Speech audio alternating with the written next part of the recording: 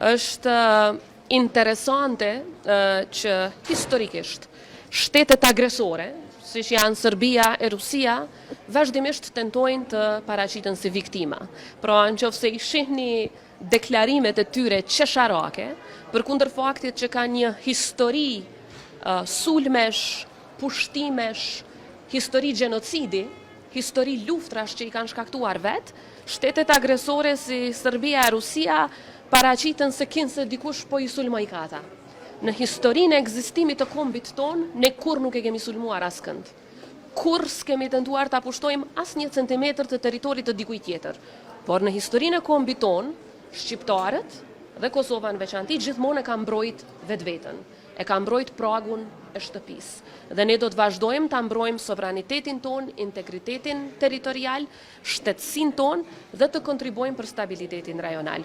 Marrëveshja trilaterale ndërmjet Kosovës, Shqipërisë dhe Kroacisë synon pikërisht këtë, që të ndihmojmë njëra tjetrës për të ngritur kapacitetet e mbrojtjes, pra për ta mbrojtur vetveten dhe asnjëherë për ta sulmuar dikë, dhe në të njëjtën kohë bashkëpunimin ndërmjet shteteve aleate që e kanë dëshmuar që janë besnike ndaj vlerave të lirisë, demokracisë dhe parimit të fqinjësisë së mirë. Në të drejtën ndërkombëtare, por po ashtu në praktikën e NATO-s, ka shumë shtete që janë anëtare të NATO-s, por nënshkruajnë marrëveshje bilaterale ose traktate me shtete të tjera.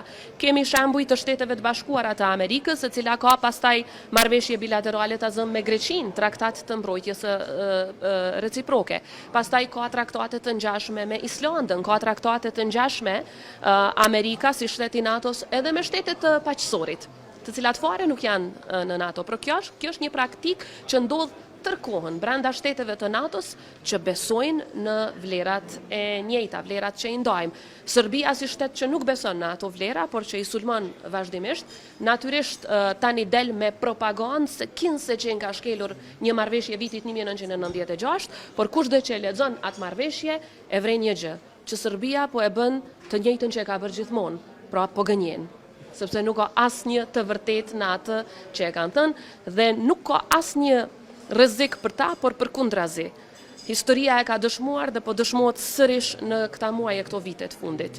Ekziston vetëm një burim destabiliteti në rajonin e Ballkanit Perëndimor. E ajo është Serbia. Për këtë pajtohet i gjithë rajoni. Dhe këtë e kanë dëshmuar ata me veprat e tyre destabilizuese, por kanë përfunduar një herë e përgjithmonë kohët kur Serbia pyetet për çka do qoftë. Ne jemi shtet sovran, shtet i pavarur, vendimet i marrim vet në përputhje me interesat tona si Republikë e Kosovës dhe gjithnjë duke pasur synimin e vetëm paqen dhe stabilitetin rajonal, synim i cili rrezikohet vetëm nga Serbia, nga askush tjetër në rajon. Faleminderit shumë gjithëve.